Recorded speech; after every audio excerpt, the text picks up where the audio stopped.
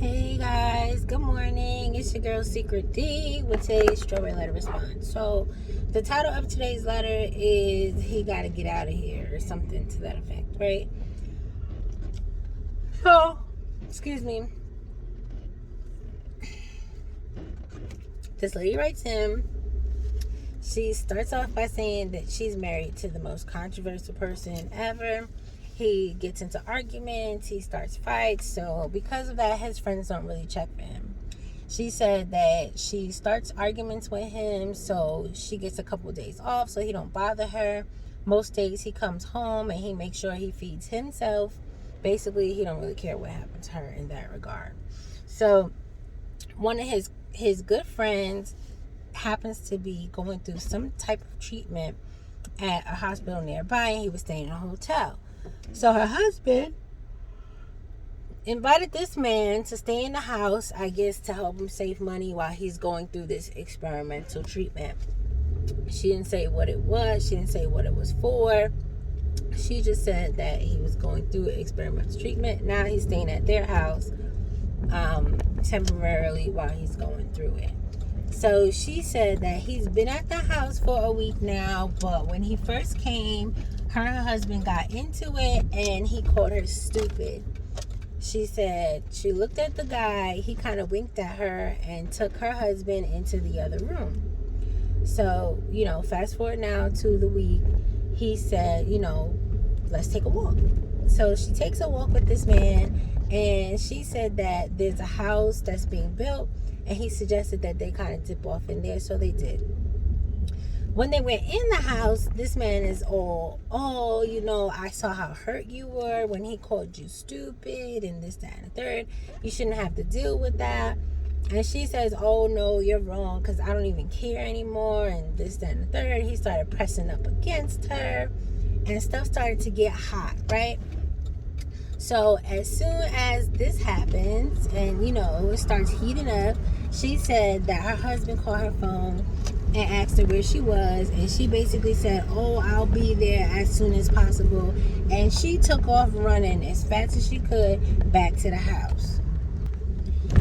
So she runs home as fast as she can. She said that since then, she knows that he's on medication and he's going through his treatment, but now he's stealing rubs and caresses and kisses whenever they can, and she knows that it's wrong, etc., etc., etc. But now she feels like he needs to go, I guess, before it gets further. Maybe, I don't know, but I don't even understand what she wrote in for. But y'all, that's the letter. Personally, I felt like this letter, as soon as she started writing from the beginning, I already knew it was going to be some bullshit, because she basically explained the marriage that is over and they are literally just in the house tolerating each other. She didn't mention kids.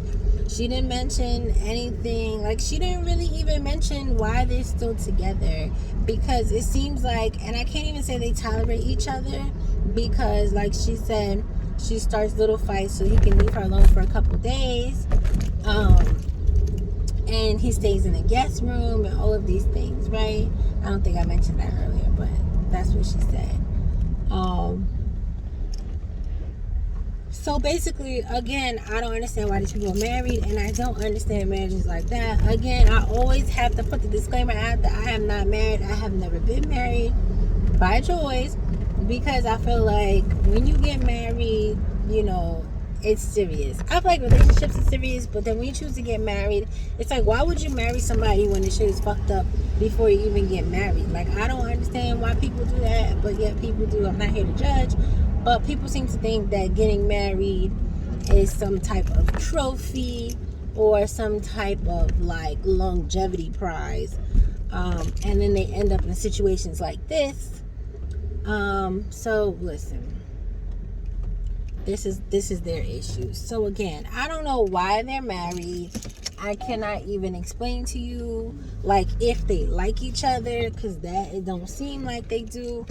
And I really can't explain anything in this letter because it's not making sense.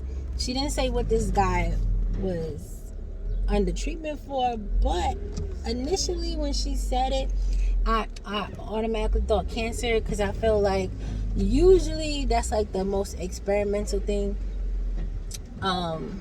Like that's usually like the issue. Like it gets so bad and nothing's working, and it's usually like a stage 4 type thing, and then they start experimenting because they're really desperate to find something that works. But like after Steve's response, which of course it was nonsense, but the way he replied to it, he of course was cracking jokes, but he made me think that it could be something from something he called sexually, like HIV or AIDS or something like that, because of the way she kept saying, oh, I know he's in treatment, because I feel like cancer, okay, I feel like he's in treatment, but she kept mentioning it like it was a deterrent. So I feel like it's something that she could possibly catch. I'm not sure, but Steve made me think that way. Initially, I thought it was probably just like cancer, or something like that. But why are you married? That's all I gotta ask. Because honestly, I feel like I don't have any suggestion. I feel like the friend is messed up, because how you gonna come in your friend's house who's letting you stay there, and basically be hitting on and kissing on and rubbing up on his wife? Like, he's helping you out in your time of need, and you doing him dirty. I don't care how terrible he is to his wife. She's choosing to be in the marriage. She's choosing to deal with it. She has been dealing with it before you got there. So you acting like you're saving her from something is not really good, cute, whatever. It's not giving. So, ma'am, you need to get a divorce.